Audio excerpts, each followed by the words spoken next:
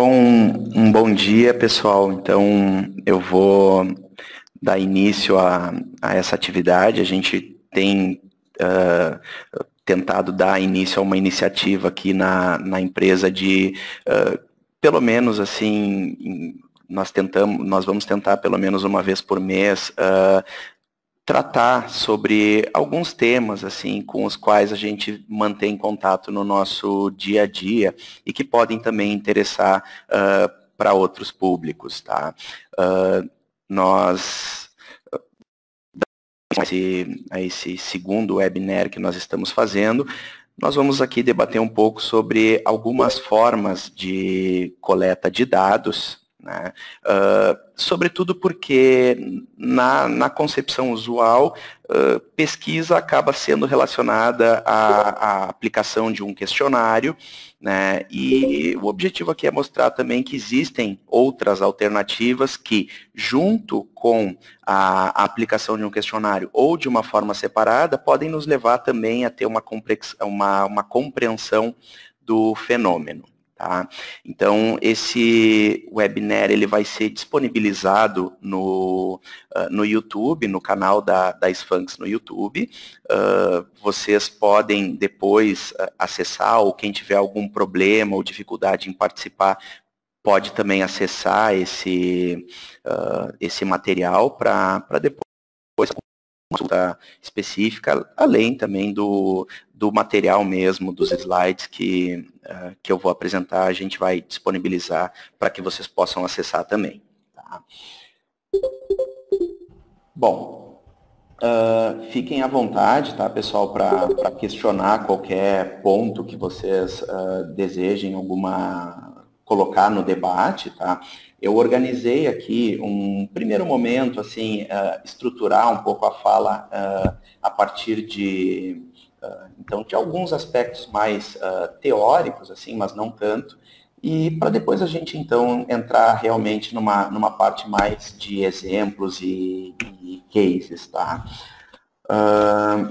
Bom, então, dando início aqui, eu gostaria de fazer uma pergunta bem básica, mas, na verdade, a reflexão sobre esse conceito de dados, ele pode nos levar a ampliar o escopo que a gente entende de pesquisa.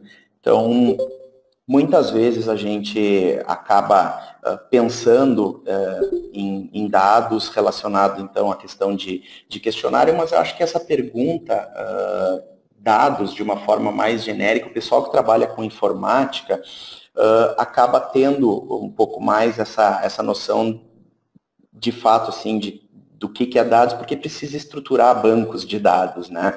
Mas para trazer um exemplo bem rotineiro, né, do que são dados, eu acho que o cupom fiscal, ele exemplifica bem o que eu gostaria de colocar aqui, até para depois a gente avançar nessa questão de análise consolidada. Então, o cupom fiscal, ele tem ali uma série de dados que podem, individualmente ou no consolidado, servir para uma tomada de decisão. Então, por exemplo, analisando um cupom fiscal, a gente tem a data em que foi realizada uma determinada compra, o horário, cada item que foi comprado, seu valor e assim por diante. Tá? Então, isso, se eu analisar um cupom fiscal apenas, pode ser que eu não tenha aí uma grande utilidade na informação que eu vou dispor. Tá? Mas agora pensando no outro lado do balcão, tá?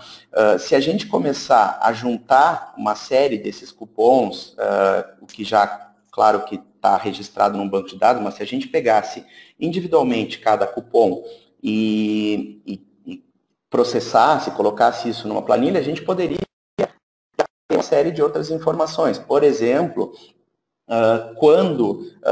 em qual momento do dia se vende mais pão francês, qual é o período onde as pessoas acabam comprando material de limpeza, em que dia, em que horário, né? Se eu juntar isso também com outras informações, por exemplo, com algum cadastro que a pessoa tenha preenchido para participar de algum programa de fidelidade, ou qualquer outra ação onde a pessoa, por algum benefício, responde um determinado cadastro, eu posso casar essas informações com o histórico de compras que essa pessoa faz, e aí eu poderia eventualmente não entrar mais somente nas compras que são feitas, mas eventualmente tentar compreender perfis relacionados a compras, né?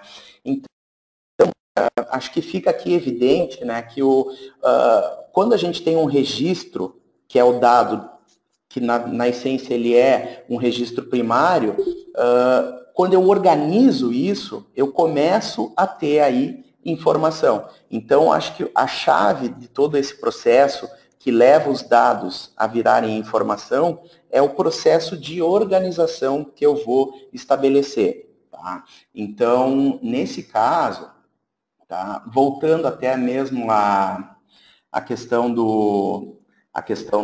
então, do processo de organização, acho que algumas pessoas estão manifestando que não estão ouvindo. Vocês estão ouvindo corretamente, pessoal? Não, a Mariela, eventualmente, só tem que ver a questão do áudio, se você consegue liberar no computador, ou eventualmente se você está com fone, tenta tirar o fone e ver se aparece o som, tá?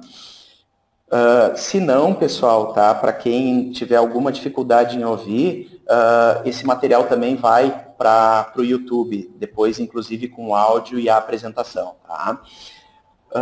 Bom, então, voltando a essa questão, tá, do processo em si que faz o dado virar uma informação, a gente tem essencialmente aqui um processo de organização que é, sobretudo, onde a Sfanx trabalha. Tá? Nós temos a plataforma que permite, então, a consolidação dos dados, filtragens, mesmo a importação de dados de diferentes naturezas, e é a partir daí que a gente vai conseguir, então, trazer algo que possa ter um maior impacto na tomada de decisão. Tá?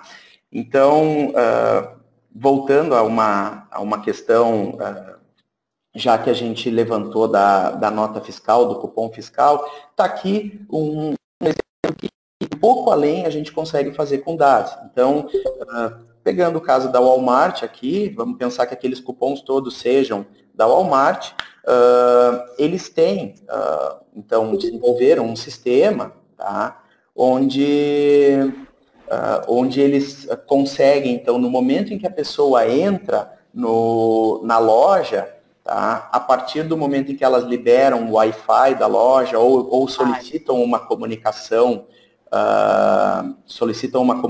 via Bluetooth, tá, tu já consegue aqui trazer... Isso aí, de novo, você ativa o microfone. Alô, desculpe? Alguém quer fazer alguma consideração, pessoal? Tá. Bom, então, voltando a essa questão, depois também a gente pode abrir para debate, né, para levantado aqui na apresentação, tá? Mas voltando a essa questão aqui, então, no momento em que eu tenho, foi desenvolvida, então, uma ferramenta, tá, que se comunica via Bluetooth ou via Wi-Fi com um ambiente dentro do supermercado, e por aí a gente já consegue saber quem é a pessoa, tá? E a partir daí sugerir, eventualmente, com base no histórico de compras dessa pessoa, promoções ou, eventualmente, em que lugares estão os produtos que ela procura com mais frequência, e assim por diante. Então, é só, basicamente, no momento em que a gente organiza esses dados, né, a gente já consegue aqui elaborar uma série de outros outputs, né, que podem ou ser úteis para a pessoa que está, digamos, interagindo conosco, e também ser úteis para a organização, uma vez que ela vai dispor aí de uma série de outras informações que ela não teria se não tivesse passado por esse processo de organização. Tá?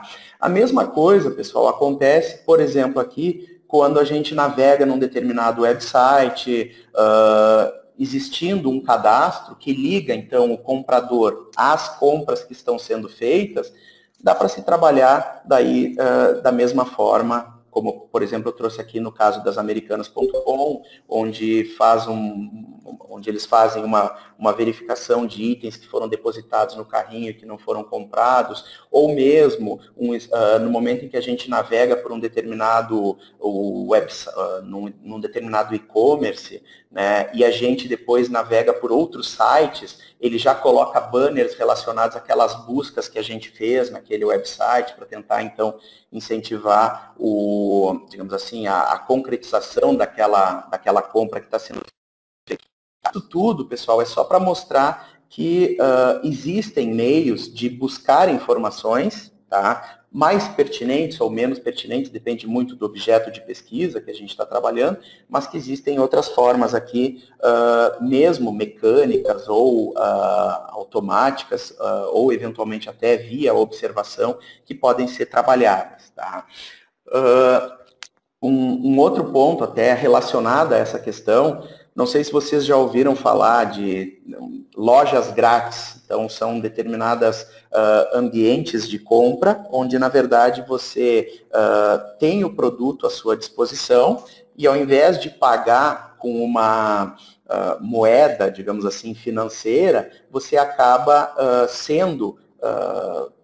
pagando, na verdade, o uso daquele produto por meio do relato da sua experiência, por meio eventualmente, por exemplo, assim, a ser filmado durante o uso daquele produto, e isso, ao mesmo tempo em que beneficia o consumidor, né, pelo fato dele estar tendo ali um benefício de uso daquela mercadoria sem desembolsar, beneficia também o lojista ou o fabricante, né, no momento em que ele tem ali informações que podem subsidiar, por exemplo, se tu tem um produto que está em teste, podem subsidiar alguma melhoria em função do uso, né?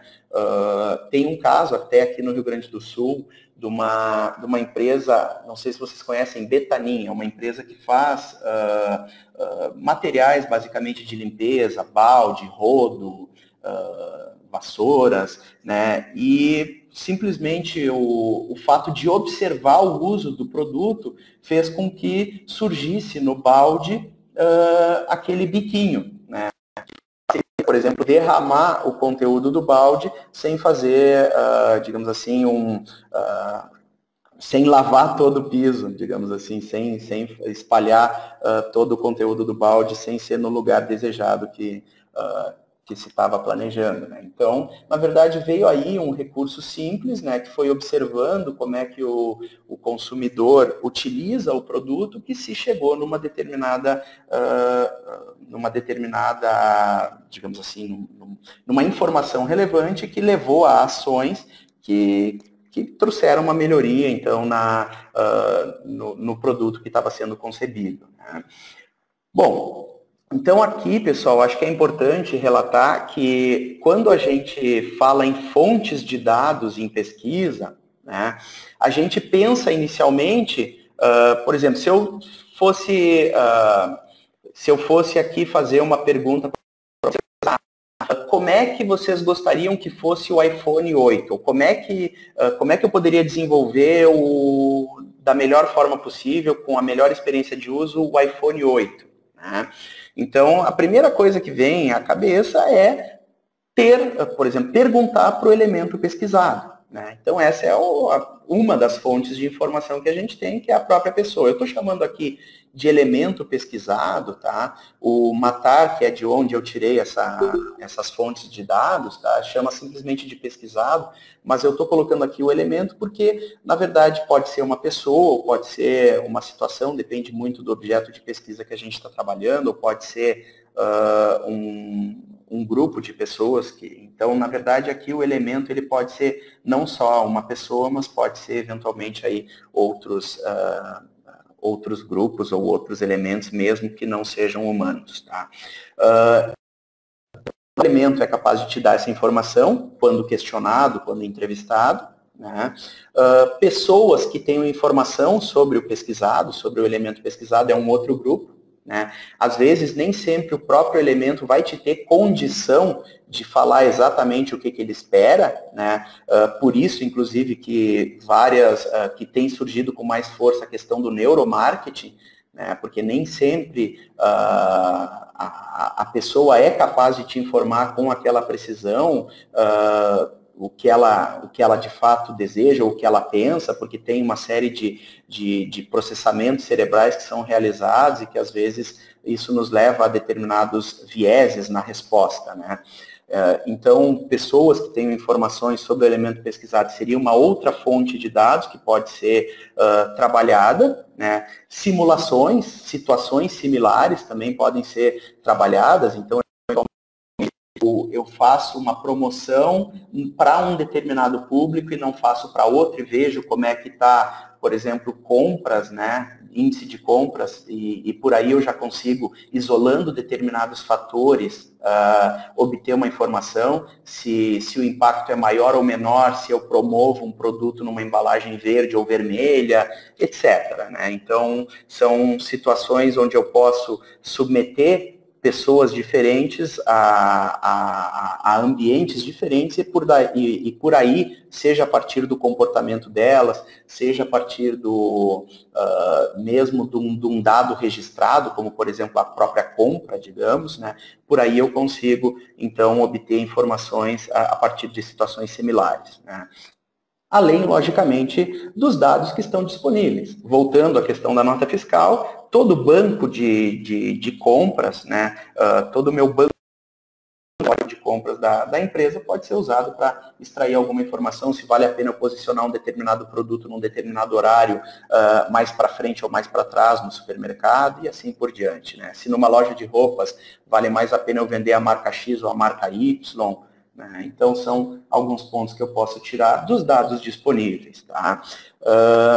Ainda, assim, trazendo alguns outros elementos para debate, a gente tem basicamente, tá, pessoal, informações que são formais, né, e informais. Então, informações que e dentro ainda das formais e informais, a gente tem informações que são de natureza interna ou de natureza externa. Tá? E todas essas informações, isoladamente ou em conjunto, podem nos levar a uma compreensão maior do fenômeno que a gente está estudando. Tá?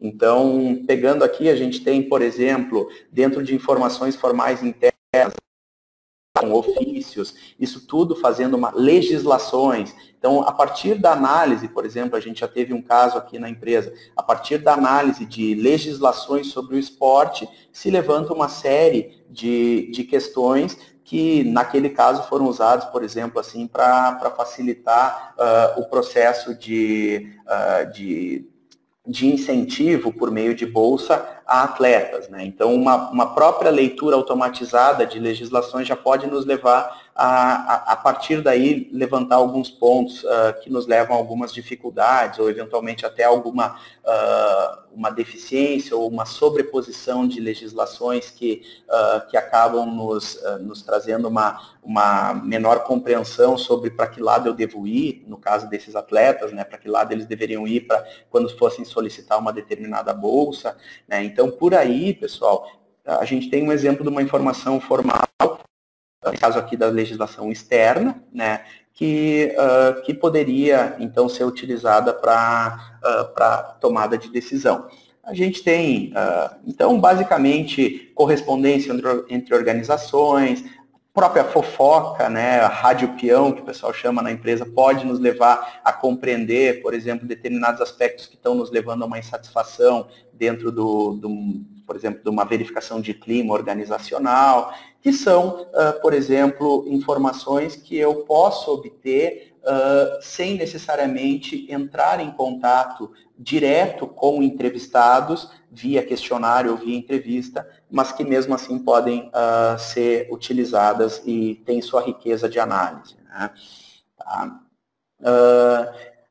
Ainda dividindo, tá, pessoal, a gente tem aqui a questão de dados que são obtidos numa interação respondente, né, que com o propósito específico da pesquisa, né, então os dados primários são aqueles que a gente coleta com o propósito de atender a necessidade específica da pesquisa que está em andamento, né? Dentro dos dados primários, a gente ainda tem instrumentos que podem ser utilizados.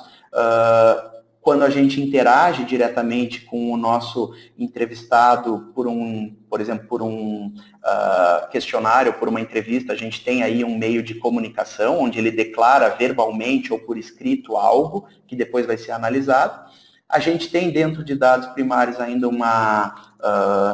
um desdobramento, que são dados onde eu posso registrar, ou que eu posso, na verdade, obter a partir de registros de comportamentos, né, que são dados resultantes de observação, né, mas a gente ainda tem, e aqui é que eu quero visar agora, a gente tem dados secundários que são muitas vezes bem mais baratos de se obter, né, e que podem servir, se não eventualmente para responder uma pergunta que eu tenha, para pelo menos me ajudar a elaborar melhor essa pergunta na hora de fazer uma pesquisa que vai utilizar dados primários, né.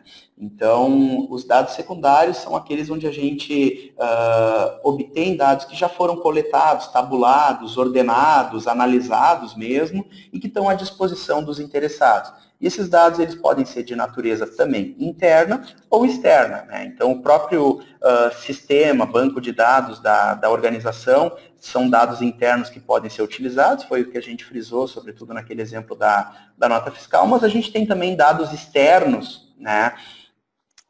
Que podem ser trabalhados aqui, pessoal, e que podem nos levar também a uma riqueza maior de informação. Tá? Então, os dados secundários, tá? Eles têm algumas vantagens, assim, logicamente algumas desvantagens também, mas sobretudo no momento em que eu estou definindo qual é o meu foco de pesquisa e qual vai ser o meu processo de pesquisa para chegar a responder aquela questão de pesquisa que eu elaborei, eu posso utilizar desses dados secundários ou para refinar, né, uma determinada informação, uma determinada questão de pesquisa, ou mesmo para ter aqui algo que me leve, então, à própria resposta àquela questão. Nem sempre eu preciso, então, fazer mão de uma survey, de uma pesquisa via questionário, ou de um focus group, ou de qualquer outra atividade primária de pesquisa, né, ou de pesquisa primária, que necessariamente me leve, por exemplo, assim, a responder aquela pergunta. Tá? Então, aqui tem só, basicamente, uma hierarquia que pode nos ajudar um pouco. A partir do momento que eu tenho a definição do problema, eu tenho alguns dados secundários internos. Aqui eu organizei, tá, pessoal, da forma mais rápida e barata até a forma mais cara, onde a gente pode, então, trabalhar para tentar responder a uma questão ou definir melhor o nosso problema de pesquisa. Tá? Então, eu posso fazer uso de dados secundários internos, que eu já tenho dentro da organização, por isso eles tendem a ser mais fáceis de obter, né, ou mais baratos. Né? Eu tenho também dados secundários externos, que eu posso eventualmente ou comprar ou obter a partir, por exemplo, de consulta a determinados bancos que são gratuitos, que em seguida eu quero focar mais nessa parte. Né?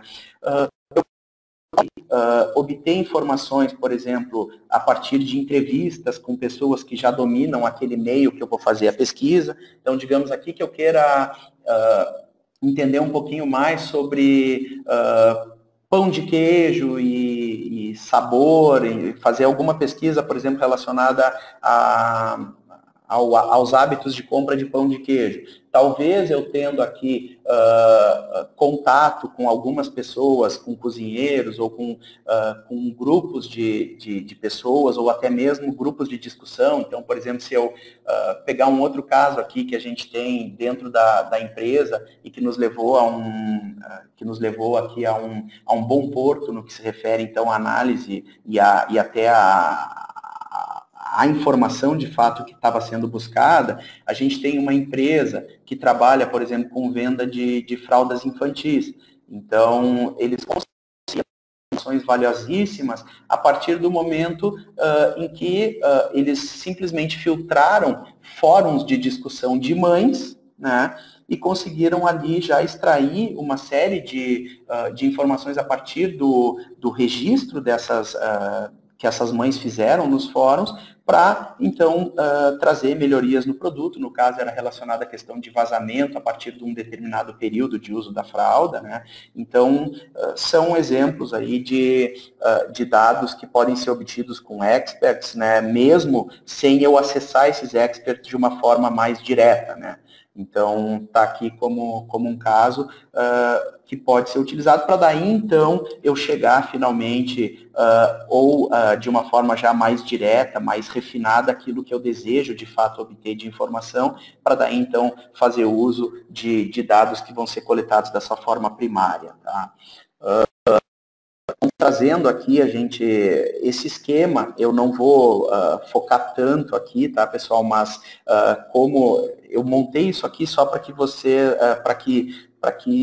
como ele traz um resumo aqui do que a gente conversou até então, na forma de um fluxo, eu acho que é interessante de disponibilizar, mas mais a apresentação do que propriamente tocar em cada ponto desses. Mas a gente tem, então, os dados secundários externos, nas suas diferentes formas, né, e fontes. A partir daí, então, determinar quais são as necessidades desses dados primários, as fontes que a gente pode utilizar para obter esses dados primários, e aí, então, fazer a construção do nosso instrumento de pesquisa. Tá? Bom, então aqui, voltando lá para cima na nossa hierarquia digamos assim, de definição do nosso objeto de pesquisa, tem aqui algumas bases de dados, pessoal, que podem ser úteis, tá, para analisar um determinado fenômeno que a gente esteja interessado, sobretudo dados, por exemplo, relacionados a dados do IBGE, que a gente já usa de uma forma mais frequente e corriqueira, né? Então, pesquisa de domicílios, ou mesmo o próprio IBGE disponibiliza uma série de dados que não são só relacionados a pessoas. A gente tem dados de fluxo por exemplo, de turistas em determinados lugares, dados de ocorrências de voos e assim por diante, né, dentro do próprio banco de dados do IBGE. Eu separei aqui essas duas bases, tá, pessoal? Essas bases, na verdade, em duas fontes. Fontes que nos dão o microdado, ou seja, que nos dão o dado na sua forma primária, que me permite, então, trabalhar e explorar outros cruzamentos e outras análises a partir daquele banco disponibilizado. E eu tenho algumas outras fontes que só me disponibilizam, então, o resultado consolidado, mas que lhe permite fazer alguma filtragem ou trabalhar de uma forma um pouco menos flexível que o microdado, mas ainda assim um pouco mais flexível do que propriamente ter a notícia ou ter a informação na mão. Tá? Para, então, só exemplificar um pouco mais essa questão do uso de dados primários e como pode ser simples utilizar, eu vou pegar aqui a primeira fonte, tá? Então, entrar no próprio site, então, daqui dos dados do IBGE, só para mostrar um pouco para vocês esse processo aqui, então, de extração desse banco e informações que a gente pode obter. Então, aqui eu simplesmente aquele link, né, que está na apresentação. Tá? Aqui nós temos então nessa parte aqui nós temos diversos bancos que estão sendo disponibilizados, tá? Temas que podem ser interessantes. Eu vou, por exemplo, aqui me focar na questão de transportes e trânsito. Tá? Dentro de transportes e trânsito, a gente tem aqui diferentes fontes, né, diferentes pesquisas que estão sendo disponibilizadas pelo IBGE.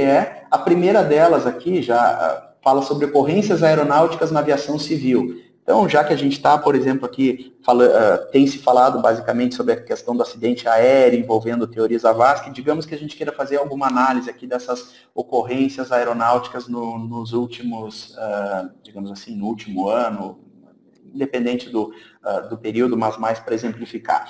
Tá? Então, no próprio IBGE, eles disponibilizam só o PDF, né? Outros eles disponibilizam o CSV, que seria o banco de dados.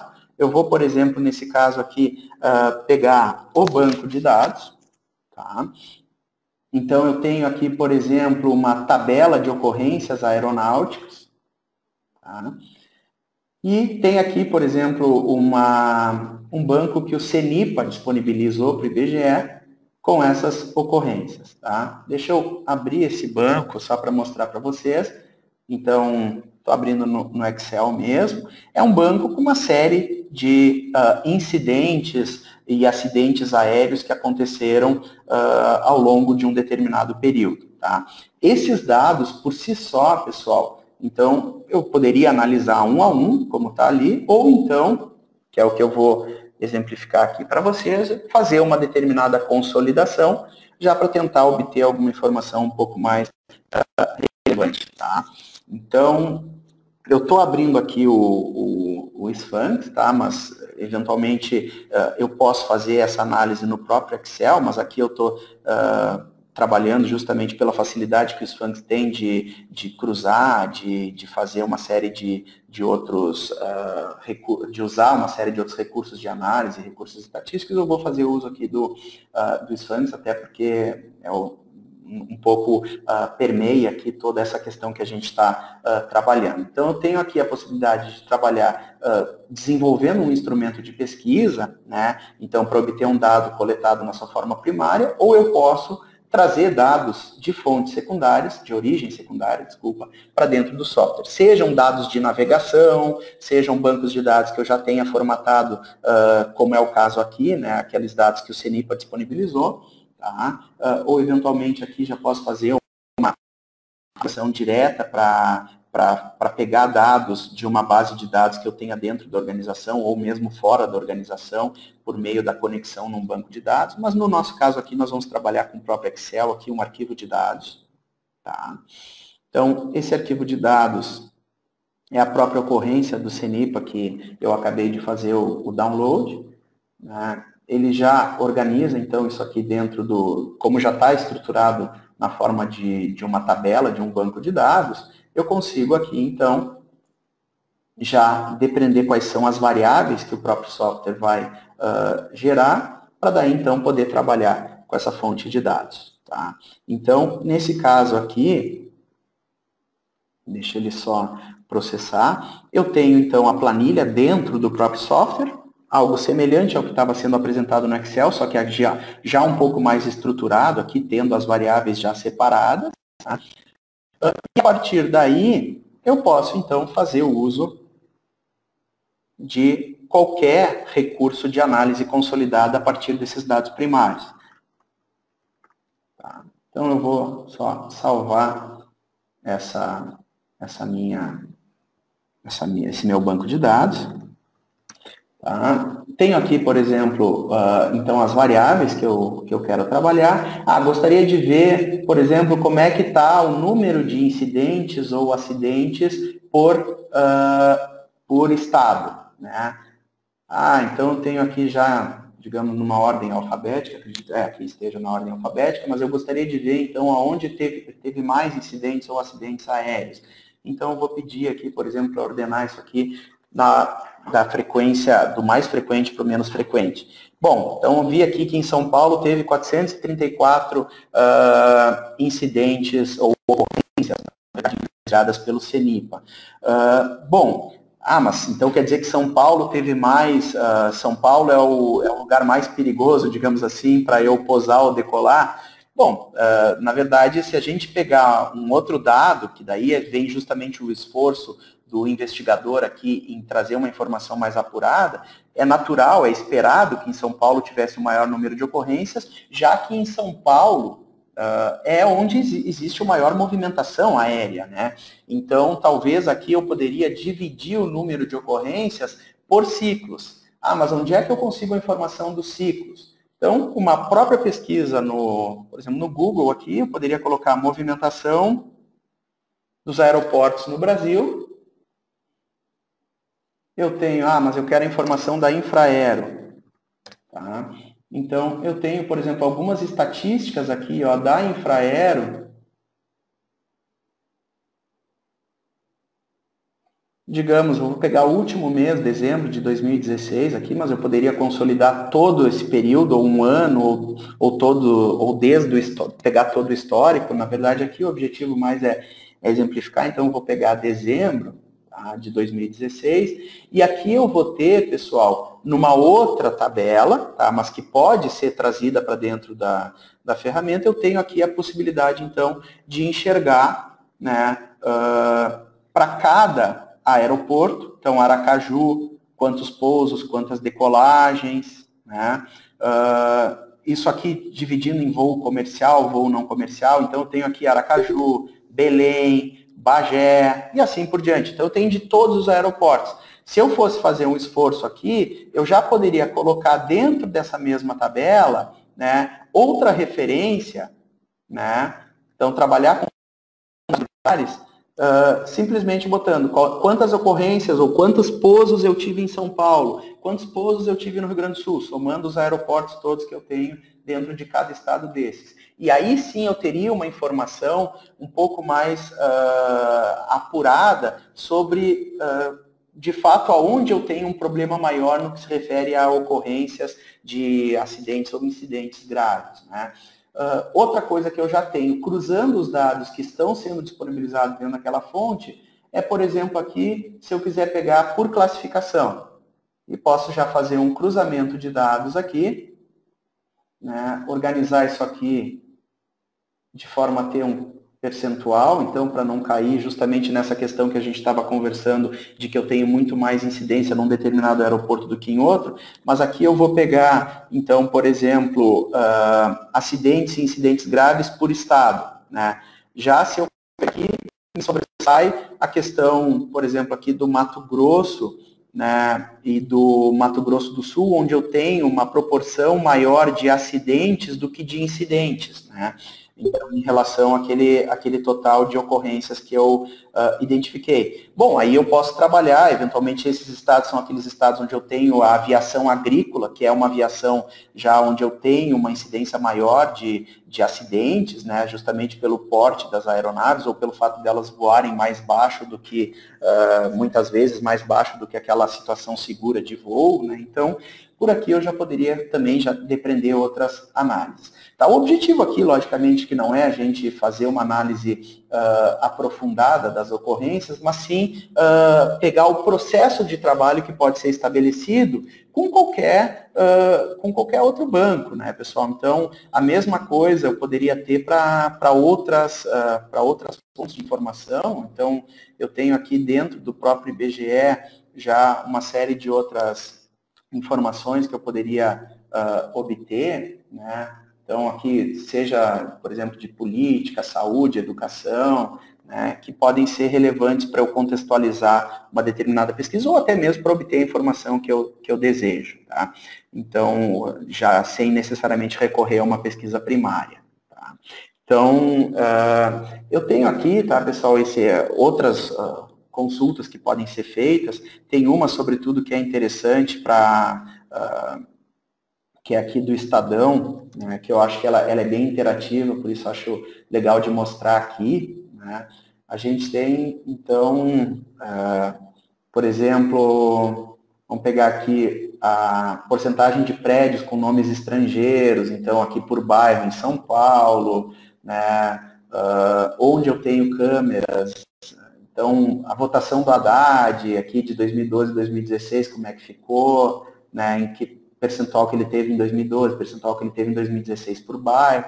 Então, o pessoal que mora em São Paulo, aí, sobretudo em mais do que de outros estados, podem ter aqui informações relevantes, eventualmente, para fazer alguma contextualização. E eles trabalham aqui com N fontes, não só políticas, tá? Mas aí vocês têm aqui projetos especiais que podem trabalhar, eventualmente, aqui vendo uma série de outras informações relevantes para tentar, então, compreender melhor um determinado fenômeno. Tá?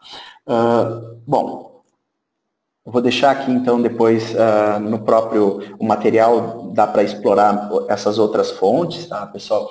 Agora, voltando à questão dos dados primários, né? Então, a gente tem aqui algumas fontes de evidência. Foi frisado naquele esquema, então, sobretudo, meios de comunicação e meios de observação de dados primários que podem ser trabalhados, né?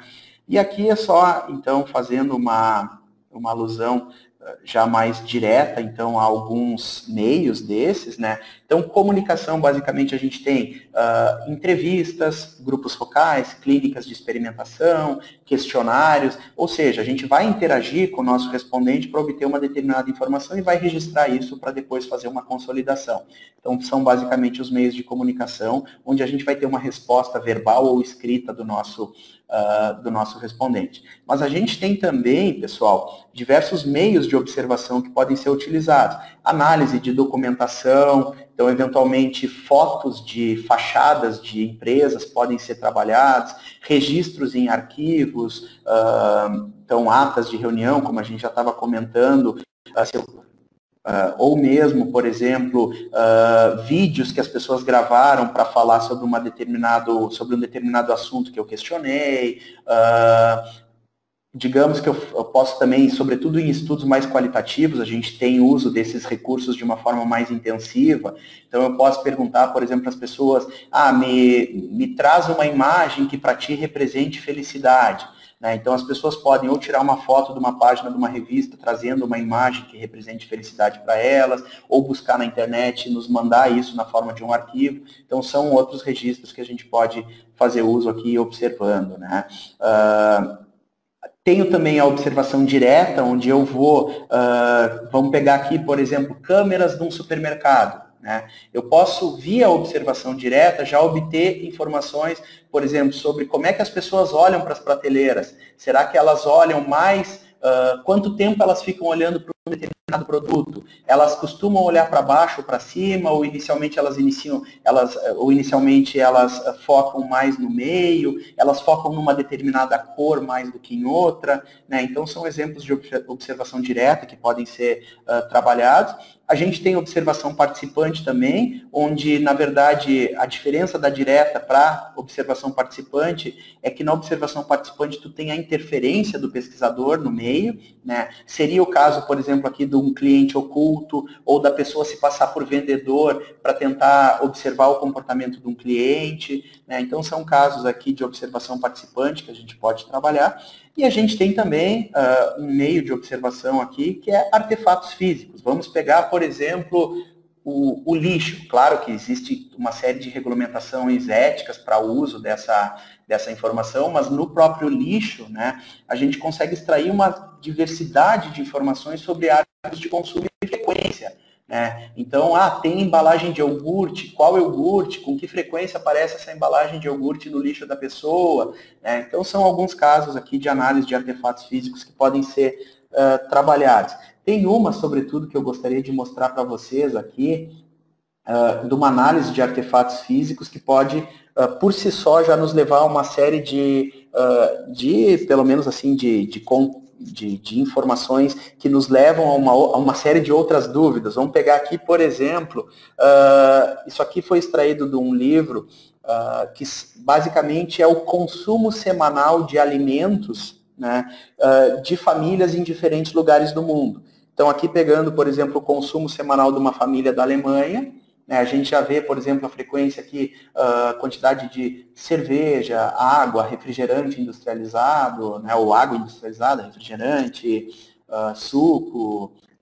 Agora, pegando aqui, por exemplo, da Carolina do Norte, a gente já vê aqui uma série de outros snacks e lanches, né, pegando aqui no Japão, né, no Equador, já com mais frutas, né, campos de refugiados do Sudão, já mostrando a escassez aqui de alimentos. Então, por aqui, né, pessoal, a gente pode verificar que a própria análise em si por exemplo, de um artefato físico pode nos levar a uma série de levantamentos, assim, uma série de informações relevantes para, eventualmente, uma tomada de decisão. Né? Voltando à questão da observação e da comunicação, tá? Basicamente aqui eu montei um quadro aqui com vantagens e desvantagens de uma forma sumária, mas basicamente assim, no momento em que a gente vai para um método de observação, né? A vantagem que a gente tem é que a gente consegue obter uma determinada informação sem necessariamente o respondente dispor dessa informação ou lembrar, né? Então, por aí a gente já consegue, claro que tem uma questão aqui digamos assim, de viés do próprio entrevistador, ou desculpa, do próprio observador, mas a gente consegue, digamos assim, reduzir, pelo fato de eu ter uma observação objetiva, que foi, digamos assim, pautada num checklist, né? Eu consigo aqui obter alguma informação sem necessariamente contar com o próprio respondente na hora dele lembrar dessa informação ou dele poder me contar da melhor forma possível, na forma mais crua possível para que eu possa processar essa informação, né? Claro que eu tenho também aqui algumas questões relacionadas a custos, então, ao próprio uso dessa informação, nem sempre eu consigo construir um ambiente onde essa observação possa ser feita de uma forma efetiva, né? Mas eu tenho aqui já alguns recursos que podem ser úteis na hora de, eventualmente, de eu até planejar uma atividade de investigação sem depender necessariamente de um instrumento estruturado. E aqui eu trouxe, tá, pessoal, um outro case interessante aqui, que é o próprio vendedor. Nesse caso aqui a gente ilustra como o próprio vendedor pode ser uma fonte riquíssima de informação sobre os estabelecimentos onde estão determinados produtos. Nesse caso aqui, tá, é uma empresa de refrigerante que mapeou, que já tem mapeado no seu sistema interno de gestão todos os pontos de venda onde existe a presença desses refrigerantes. Tá? Digamos, então, que essa empresa queira lançar um refrigerante de natureza mais premium, tá? Então, aqui, às vezes, o fato de eu somente ter esta informação dos pontos de venda, eu já poderia fazer, digamos, claro que uma análise, pegando, por exemplo, mas eu tenho aqui, então, a informação dos bairros onde eu tenho pessoas de uma determinada classe mais alta, que é mais, digamos assim, propensa a consumir esse determinado refrigerante premium. Claro que por bairro eu poderia obter nesse sistema, mas eu não tenho o próprio estabelecimento. Será que esse estabelecimento, de fato, tem condição de utilizar ou de, digamos assim, abrigar ou de ser um canal importante de venda desse determinado refrigerante, né? Então, o que dá para se fazer aqui, nesse caso, juntando um recurso de um dado secundário interno, que eu já tenho presente dentro da organização, com dados, por exemplo, primários que eu vou obter a partir de observação, né? Eu posso, no momento em que o vendedor está naquele determinado ponto de venda, eu posso já fazer um determinado checklist. Aqui eu só ilustrei de uma forma bem rápida para poder mostrar aqui algumas informações que o próprio vendedor já poderia dispor, né, colocando ali as suas impressões sobre esse determinado ponto de venda que ele está visitando, né, e também fazer alguma análise relacionada aqui a alguns outros pontos. Só pelo fato dele estar naquela meia hora de visita, digamos, naquele ponto de venda, já são informações ou já são dados que ele pode trazer para dentro da organização no momento em que ele registra, então, isso de uma determinada forma mais organizada, né? E aqui é um outro caso, desde o aproveitamento de fotos, o próprio vendedor já pode tirar fotos de prateleiras para mostrar um pouco o processo, como é que aquele ponto de venda está organizando aquela informação, aqueles produtos que estão sendo vendidos, o próprio produto concorrente, né, se tem produtos com avarias dentro da linha de exposição e assim por diante, né, ações promocionais que concorrentes estão fazendo ou não. Então, por aqui a gente já tem tudo, pessoal, aí voltando àquela figura inicial de dados, processo de organização e informação. Tudo depende do processo de organização que eu vou estabelecer daqueles dados. Quer dizer, esses dados aqui mesmo dos vendedores são dados que estavam, digamos, já à disposição, né? Só que eram perdidos porque eles não estavam sendo organizados da forma mais adequada para que pudesse ser utilizado pela organização, né? Mas no momento em que eu monto um determinado protocolo, onde essas informações venham a ser registradas com uma certa padronização, com uma certa frequência, né, eu já posso começar a extrair daí uma série de outras informações que eu não tinha, né, e que eventualmente sem fazer esforço adicional, claro que eu vou um certo esforço na hora de conceder isso, mas o vendedor ele já está indo ele já está visitando, ele já está lá no ponto de venda. Então ele mesmo poderia trabalhar para trazer essas informações para dentro da organização, né? Tem um outro ponto que eu gostaria de trazer aqui.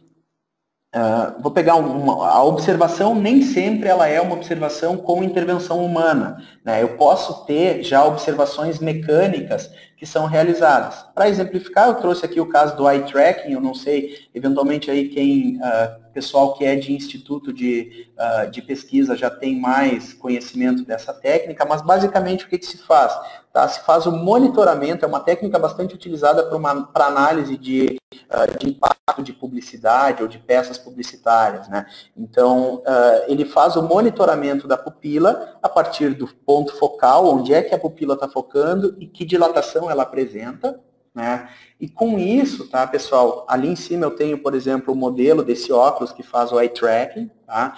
E o que ele me dá? Basicamente, via aqui, eu estou apresentando a informação no mapa de calor, tá? Mas o que ela faz é me mostrar do verde para o vermelho aonde as pessoas estão olhando com mais intensidade por mais tempo, né? Então, aqui eu já consigo ter informação, por exemplo, de onde é que eu gostaria que a pessoa focasse numa peça publicitária. Pegando, por exemplo, ali o antes e o depois, eu tenho o texto está chamando no antes muito menos atenção do que o rosto do nenê. O mesmo nenê virado, por exemplo, de perfil, já faz com que as pessoas prestem mais atenção no texto e no produto que está sendo endossado, né? Então, é só um caso aqui para mostrar que existem também meios mecânicos de coleta de informação de observação, né? Outros deles a gente nem sabe que existem, né? E por isso que eu trouxe aqui, por exemplo, o histórico de atividades do Google. Fala muito até que ponto a gente tem essas informações na mão, até que ponto o Google pode fazer uso dessas informações. Vários de vocês têm dispositivos Android no seu telefone e às vezes recebem alguma informação do tipo, está na hora de sair para tal lugar para não se atrasar. Bom, isso é baseado na localização onde tu está agora, na localização que tu manifestou que vai estar num determinado lugar, seja por uma agenda, pelo calendário que tu colocou isso no próprio celular. E como essas informações são mapeadas, eu vou pegar para ilustrar justamente aqui, ó, pessoal, a minha conta no Google. Tá? Então, pegando aqui, eu tenho, por exemplo, informações pessoais de privacidade, né? Então, vou pegar, por exemplo, aqui as minhas informações pessoais. Tá? E eu posso aqui, por exemplo, eu quero ver como é que estão as minhas atividades no Google. Então, quero fazer alguma análise dessas atividades, então, quero ver todos esses controles de atividade. Pronto. Então, vamos pegar aqui, por exemplo, localização. Tá? Então, eu quero dar uma olhada no meu histórico de localização.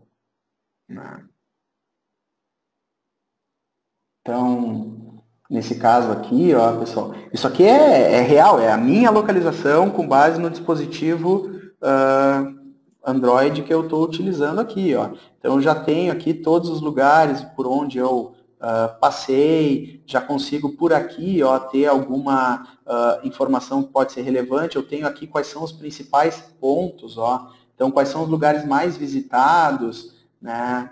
Então, imagina, na verdade, aqui eu estou falando de mim, mas imagina o que isso pode trazer de informações se eu começar a analisar o consolidado dessas informações. Claro que existe uma série já de organizações que estão preocupadas com isso, que estão lutando para assegurar uma confidencialidade maior desses dados que estão sendo trabalhados. O próprio Google tem ali já a possibilidade de você desmarcar essas opções ou não, mas o fato é o seguinte, pessoal, mais do que propriamente entrar nessa questão do dado em si, se é legal, moral ou ético eu dispor desses dados ou não. O que eu queria passar aqui é que, na verdade, existem dados que não necessariamente são obtidos por uma intervenção direta do pesquisador com o pesquisado e que podem também serem valiosos para a extração de informações sobre um determinado fenômeno, né? Então, basicamente, tá, pessoal, é isso que eu gostaria de mostrar para vocês. A gente pensou também numa série de outros desdobramentos. Cada um desses itens aqui que eu mostrei poderiam render já um webinar separado, né? Dados secundários mesmo, a gente poderia explorar com mais profundidade, mas o objetivo aqui era justamente atentar para esses diferentes meios que podem ser utilizados para a coleta de dados, que não necessariamente por meio de um instrumento de pesquisa de comunicação, tá? Onde eu tenho, então, um questionário, um roteiro de entrevista, ou, eventualmente, um roteiro de focus group. Tá? Bom, pessoal, acho que agora, então, se vocês têm alguma consideração, não sei se vocês gostariam de fazer aqui uso da palavra para alguma observação adicional, né?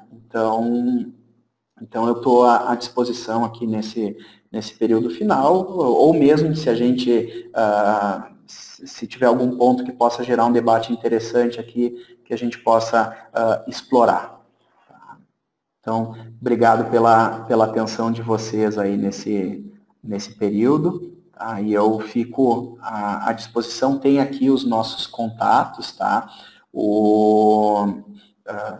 Qualquer ponto adicional, mesmo se vocês desejarem por exemplo, operacionalizar alguma coisa dessas, a gente pode, por meio das tecnologias que a gente disponibiliza, pensar, então, em alguma forma de fazer essa operacionalização. Seja nós, seja por meio de parceiros, basicamente aqui era chamar atenção para o tema, tá? Então, muito obrigado, pessoal, aí, pelo pessoal que está postando no site, no chat, eu agradeço bastante aí toda a atenção de vocês.